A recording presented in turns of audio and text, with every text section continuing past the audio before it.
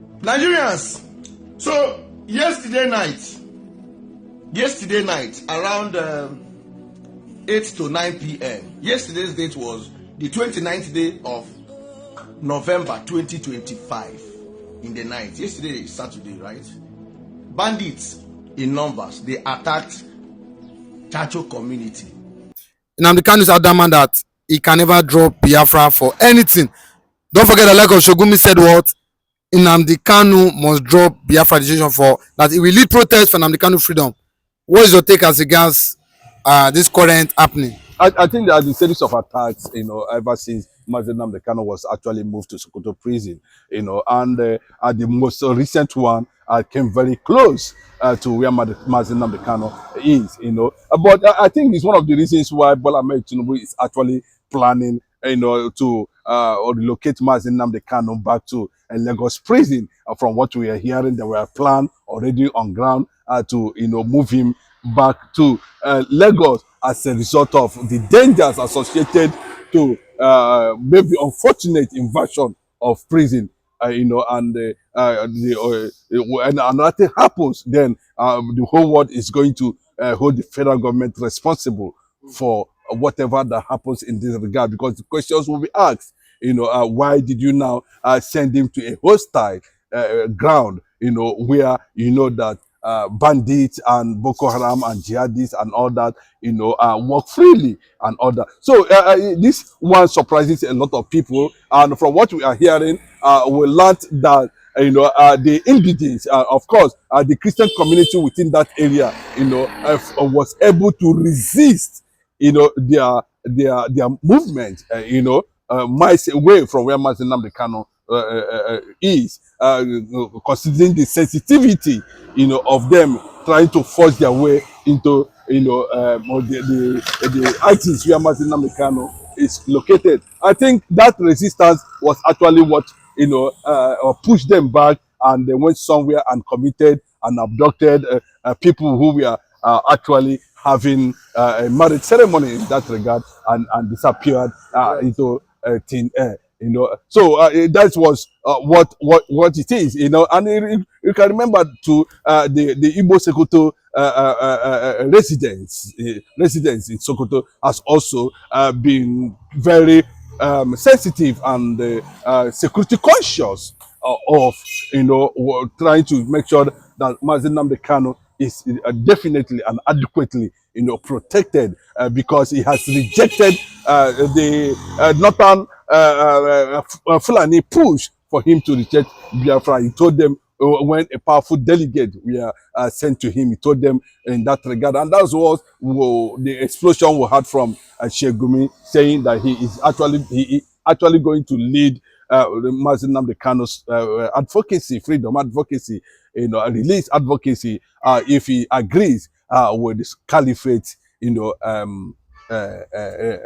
submission to reject Biafra and all that. And the question Nnamdi Kanu was trying to make it very clearly that that he will never compromise the struggle just to get released from prison, in a situation he knows very well that he never committed any crime, that the only crime he committed was to seek for self-determination, which is his right, not even a privilege.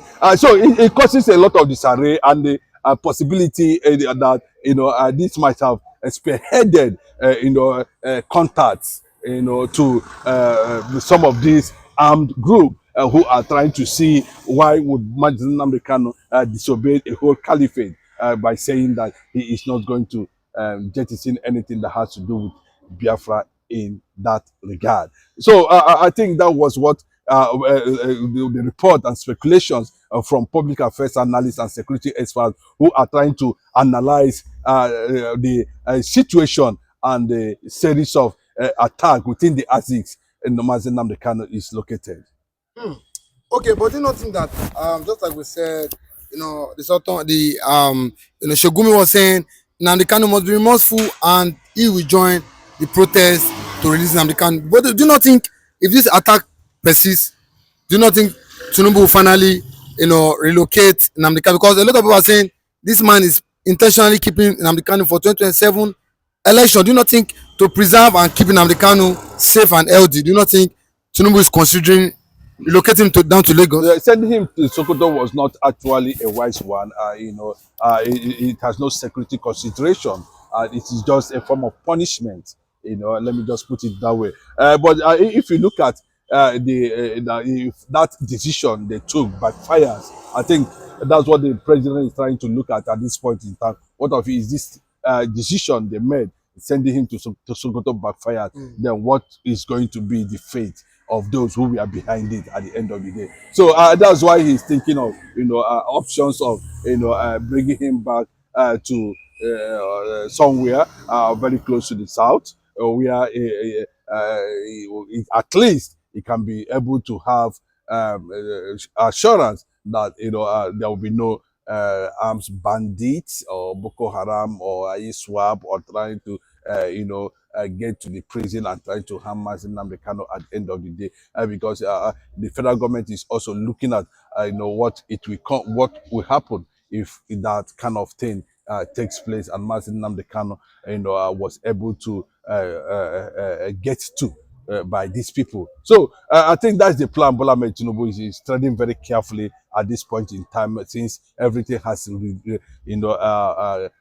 gotten how will I put it, have triggered worldwide condemnation of that kind of judgment given to a man that has no gun. And the condemnation has continued to spread, all over the world. And I think the government needs to do something and try to see how the image of the judiciary can be recovered.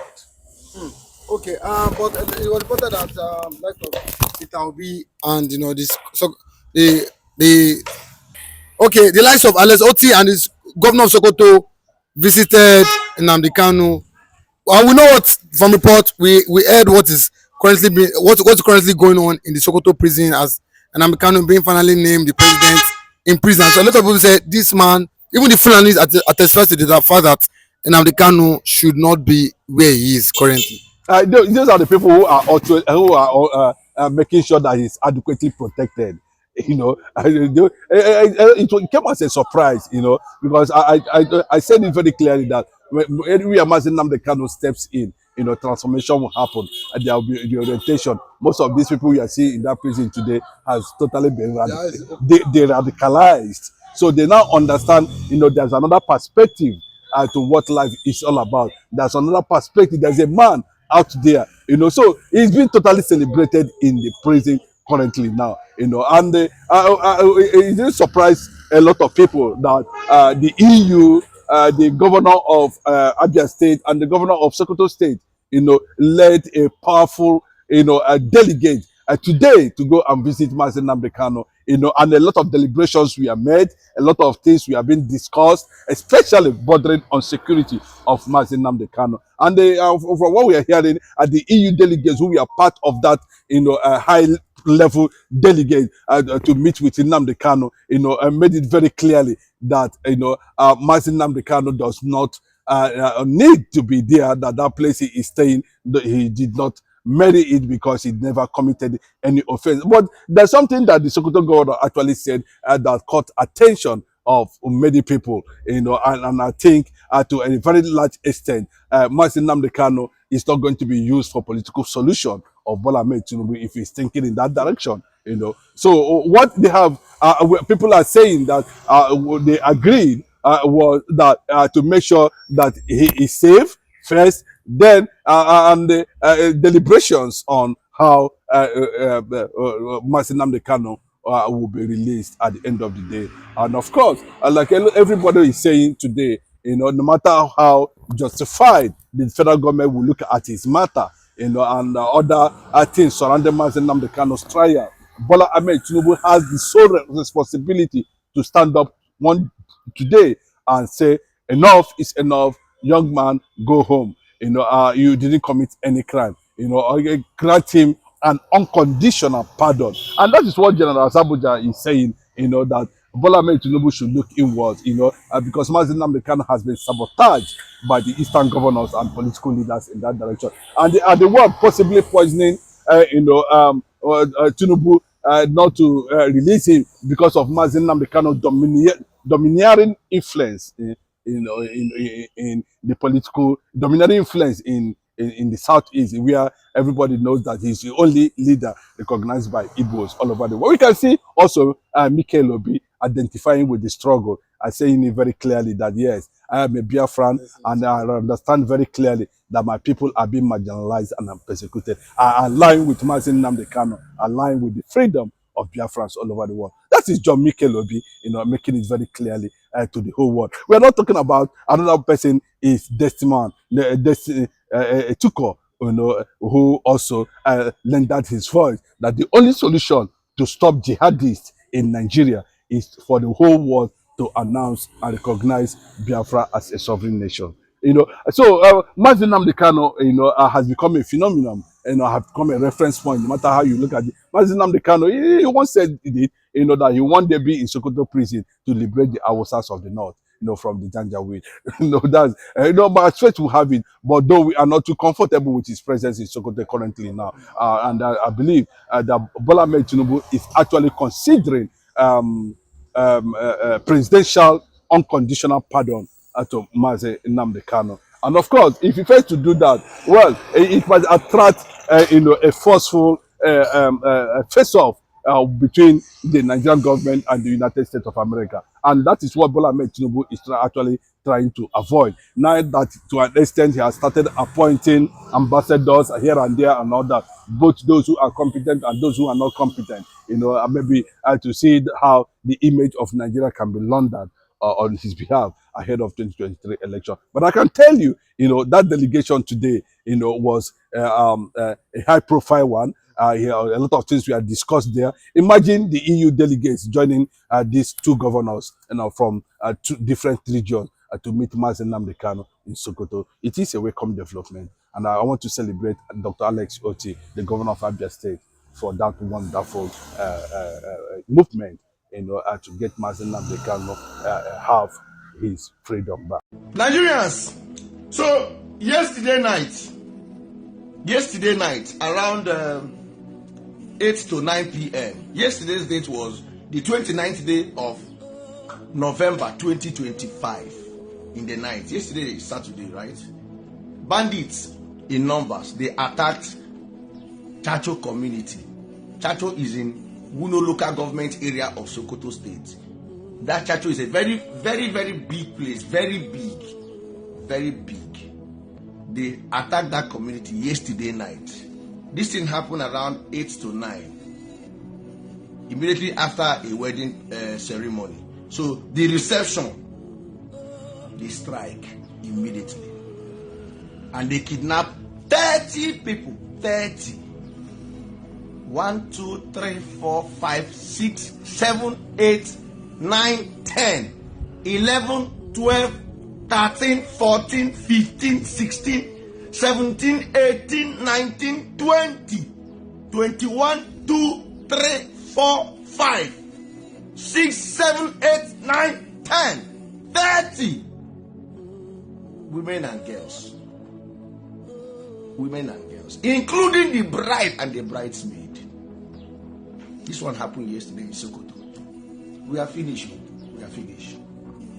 One person was also injured from that attack. They injured one person. This one happened yesterday. Go do your findings now. I don't come here to bring fake news now. The media will not tell you these things. They will not tell you what is going on here. They won't tell you.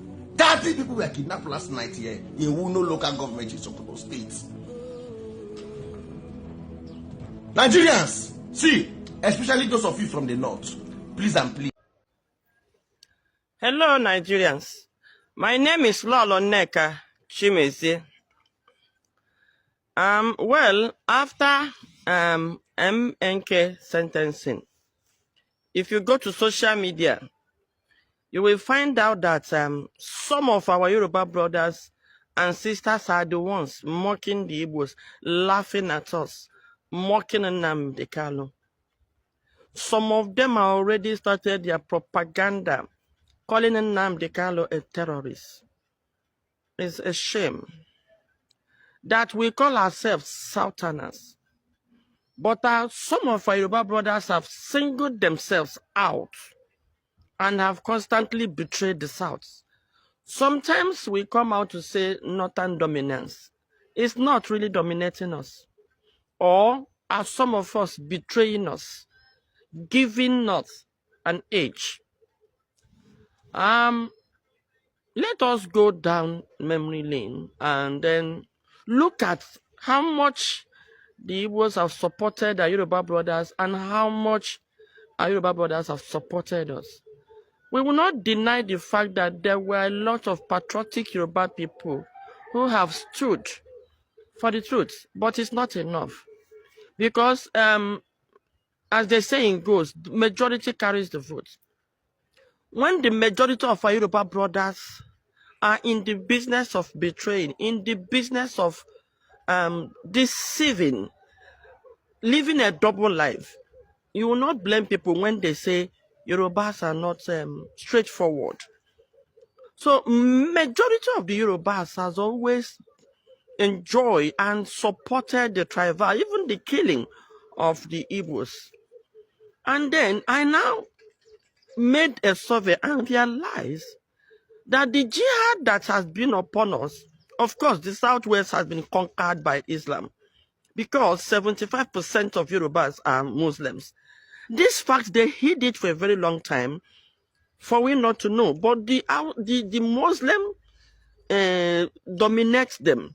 And these Muslims share the same vision with some of our Hausa brothers who are pushing for the Islamization of Nigeria. And why the North are not really attacking the West like that is because they perceive that they have conquered the West already. I mean, I'm sure if the North will get up to 50% Muslims in the East, we won't have this opera. So their problem with the East is that they don't hate Igbos. Hausas will even prefer to deal with Igbos than the Yorubas. But they are our sin. Please make this go viral. I want our Yoruba brothers to hear this. Our sin is that we are Christian and by extension, we're infidels. Of course, any opportunity, they should kill an infidel who doesn't believe in Islam. Now, let's go down memory lane and the lies. And our Yoruba brothers have used lies and then propaganda to cover most of the atrocities some of them perpetrate. For instance, Awolowo rebelled against a sitting government and he was sentenced for treason. Thank God, I'm just knowing now that the man that sentenced him is a Yoruba man. Now, why did he sentence? What was the treasonable offense? Because once there is power, they would quickly shift to power. They are the ones that will betray Nigerians. What was Awolowo's offense that a Yoruba man sentenced him to treason? Now, when they celebrate that, after all, it's a Yoruba man that sentenced him, yes. But the sentencing, was it right? Or is it a repetition of what we are seeing today, that when people rise to demand for their fundamental rights, they are labeled treason, and then they will be jailed? I think maybe that is what happened. The fact that a Yoruba man jailed Awolowo, the question we should be asking, is it right? Just like a Yoruba man has also jailed Nnamdi Kanu today. The question is it proper? A Yoruba woman is in charge of the judiciary. Look at the mess the judiciary is at today. Tomorrow, after that, they will tell us that she inherited it. Now, when Awolowo went to prison, Yorubas, because I'm sure the Igbos have no business getting involved in any coup. They were all over the place. Zik was the president, even though ceremonial president, but he's the president. Aguiyi was the chief of staff, and Igbos were everywhere. So Igbos have no interest in that coup. So when we now had that coup, because Igbos felt that there was an injustice melted out at Awolowo, so that was why they engaged. Igbos will always push for what is just. And Yorubas, in their usual way, knowing fully well that the thing might even, backfire, they pushed an Igbo man to be to be the leader of that coup. After the coup, it failed, and they were arrested. How did the coup all of a sudden turn to Igbo coup? Naturally, because the Yorubas were not killed. How? Are they not Southerners? Because every other Southerner from Edo State to Bayelsa to Delta to all the Southeasterners and Midwest were all killed. How did the Hausas know that this is Yoruba? How come Yorubas were not killed? Even I heard that some Igbos were also killed in Lagos. So the same betrayal. The moment they see that there is trouble, they align.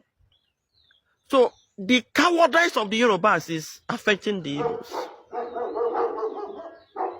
And the betrayers and the betrayers of the Yorubas is affecting us too. So the Yorubas turned around to go and align, just like they're aligning now with the Hausas to terminate an Igbo queue, and 30,000 Igbos died.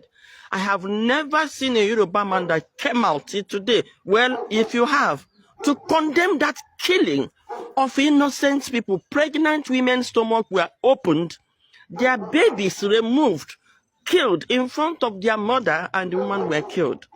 Some of the Southeasterners and Middle Belters' ears were cut off, given to them to chew alive. And after chewing it, you can imagine you chewing your ear. After chewing it, they were unalived. And then some eyes, oh God, their eyes were gagged. It is good we start bringing this thing out. And the Igbos go and start looking for the histories and start bringing it out. Their eyes were gagged out and given to them to chew alive. And after chewing it, they were killed. Because of some of our Yoruba brothers that are here talking nonsense. We have endured because of your betrayals. And you will rejoice at this. So after killing 30,000 people, Nigerians felt it's not enough for anybody to demand that this country be divided. And that genocide is a continuation of jihad. Why did our Yoruba brothers support it? Because there were Muslims among them who knew what was happening. Because they have been conquered, they also want them to conquer the Igbos. So they are supporting them to conquer the Igbos so that it won't look as if they were weak. Yeah, you were weak. That's why you were conquered. And you don't need to. Our forefathers defended us. They fought you and take over your quarter. Betrayers, Afonja betrayed the Yorubas. It's not Igbos. Now, after that, Ojukwu was the one that released Awolowo from Enugu prison. Awolowo came out of Enugu prison and they agreed, oh, let us do regional government. I think we are better Nigeria, but let's do regional government because of our differences in belief, religion, tradition. Awolowo agreed. What did he do? He came back and felt that if we join ourselves, who of course Britain is pushing to go to war against the Igbos, they know they did not even conquer. And with Igbos at the helm of affairs, all this undue advantage they are taking against our wealth, they wouldn't. So Britain was actually pushing for that war.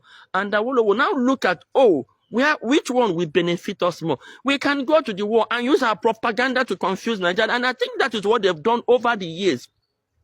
Using their propaganda to cover those atrocities. Awolowo actually betrayed the South, not just the Igbos. The South, because the war was, the South is, the deputy of Ojukwu is a Calabar man. The Minister of Information, Okokondem, is a Calabar man. They got involved. It's a war between the Southeasterners and Nigeria. Middle Belt, Edo, later, of course. They started dividing the Middle Belt had to, of course, withdraw to save their head. And when the Asaba people wanted to join there, because in Middle Belt is a Delta State and Edo State, and some, of course, Warri, Delta and Edo State were the Middle Belt.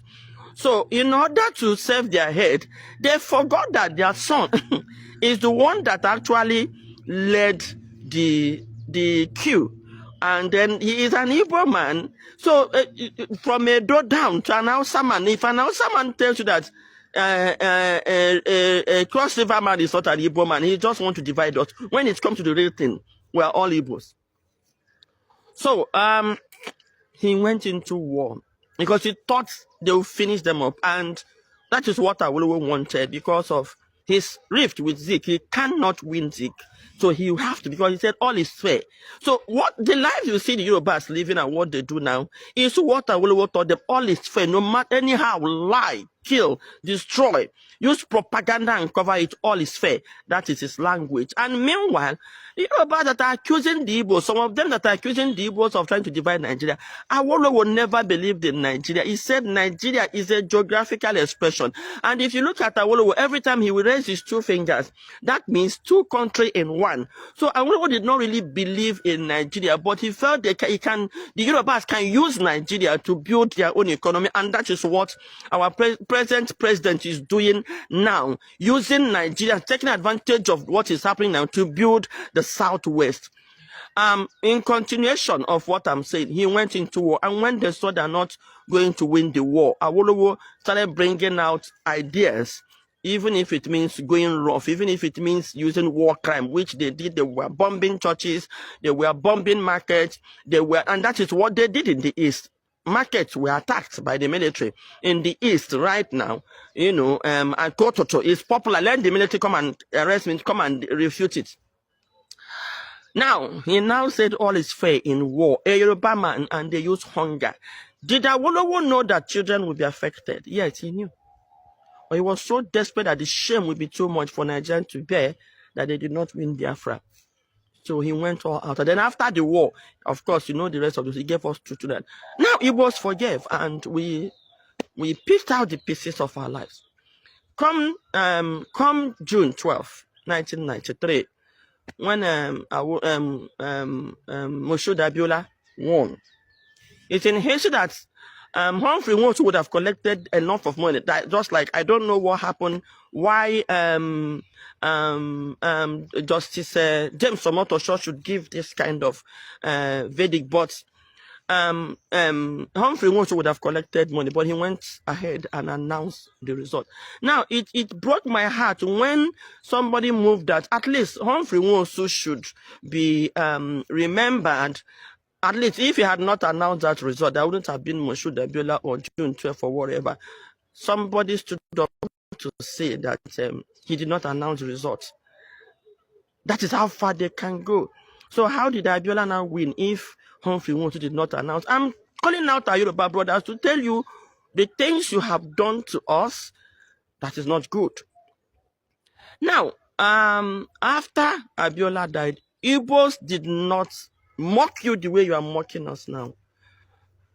Even when Abiola declared himself a president, when a president is on seat, which is treason, which is by death, Igbos supported you.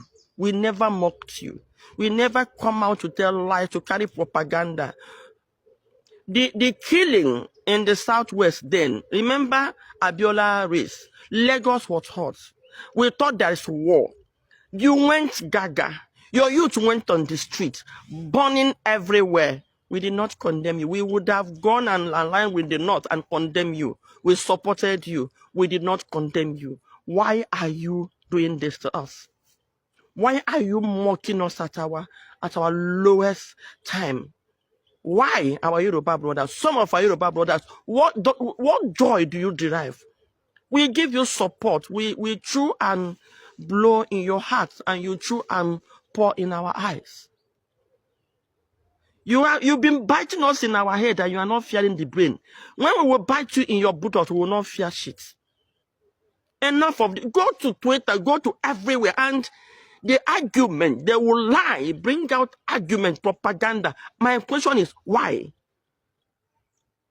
Fast forward, 1999, Ekweme would have won the Hausas, but the Igbos rallied around and said, there is an injustice on our brothers. Let us give it to Obasanjo. Today, you are calling us fools. Because if the Hausa and Yorubas were clearly at war then, but Igbos rallied around and supported you. When it is time to support us, you said it's your town, I mean local. You betrayed us, you stabbed us. Fast forward. During Obasanjo's tenure, Igbos were everywhere. Everything was okay. There is no nepotism. Rule of law. In fact, it was in that time that you see election being turned in court. What have we done? That a young man that came out to speak for his people, like Kanu Adam did, we supported you guys. You are now, your brothers, the lawyers were Yoruba, Judge Yoruba, Attorney General Yoruba, Justice Yoruba, Chief Justice Yoruba, DSS Yoruba, police. And did you see how the lawyers stood and demanded for death penalty for an innocent man? Because they made him guilty on social media.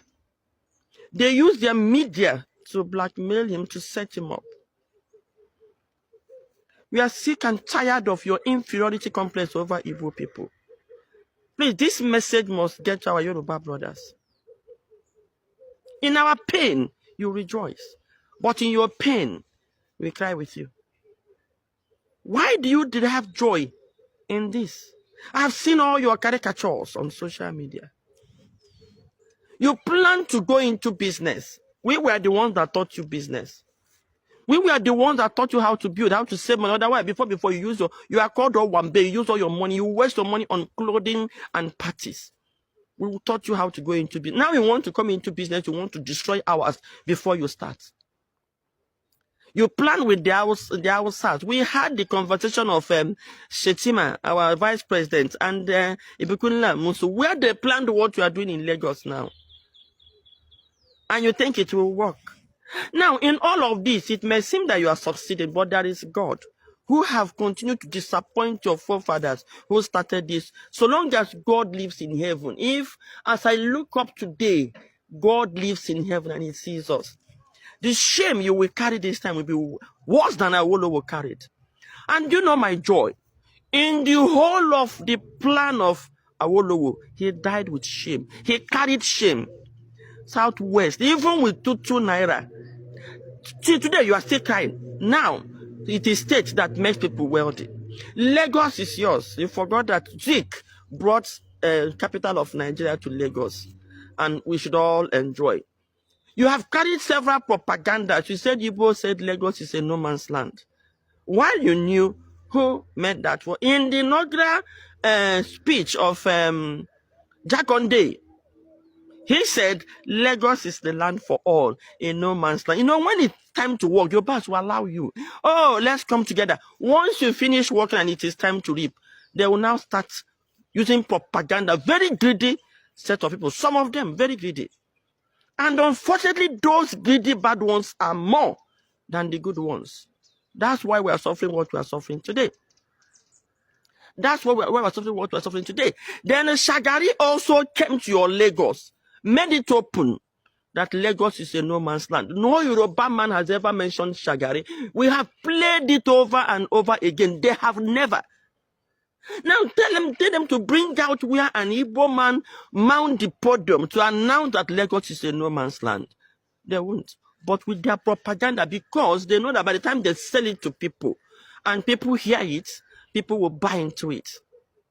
So they sell it. So, my take this morning into our Yoruba brothers is that enough is enough. Igbos are not known to be coward. You are pushing us.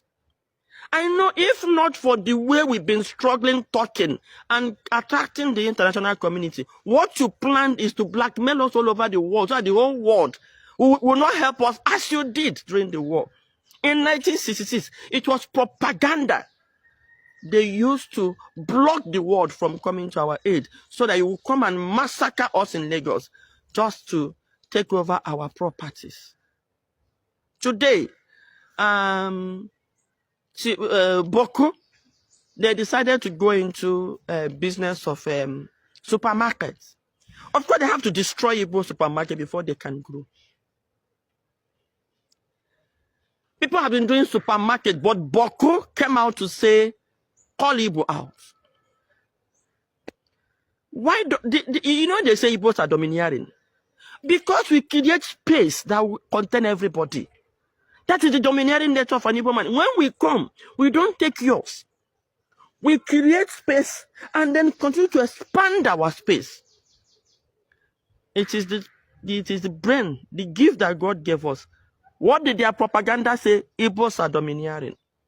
Why don't you dominate and create your own space rather than coming to a space another man has worked on? So, in conclusion this morning, I am telling our Yoruba brothers, some of these our Yoruba brothers that have joined the North, some of them, and most of them are the Yoruba Muslims, and I'm calling the Christians to rise and defend their faith, because we can't continue to die for you people to live. In conclusion this morning, I'm telling our Yoruba brothers, we are tired of your cowardice, and we are sick of your low self-esteem on Igbos. You are so afraid of the North.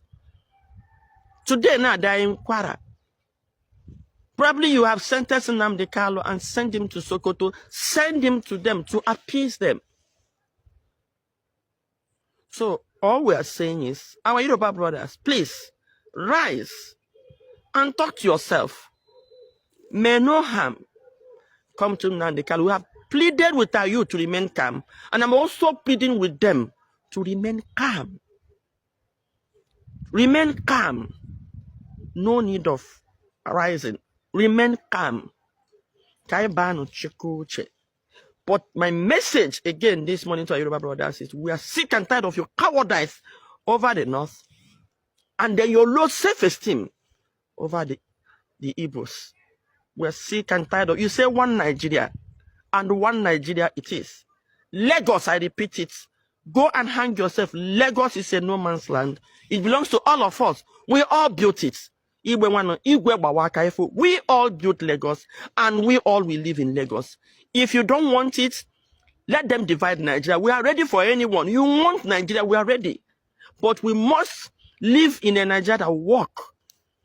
If Nigeria cannot work, we don't have to waste our time. Okay? So, choose one. One Nigeria, Lagos belongs to all of us. You don't want it, let them divide. And when they divide, you can't even take our properties, because your people also own properties in other countries. All right? So that's your dream. Forget it. And my advice to you, wherever you are, start coming together and start holding yourself together to defend yourself in case of any eventuality.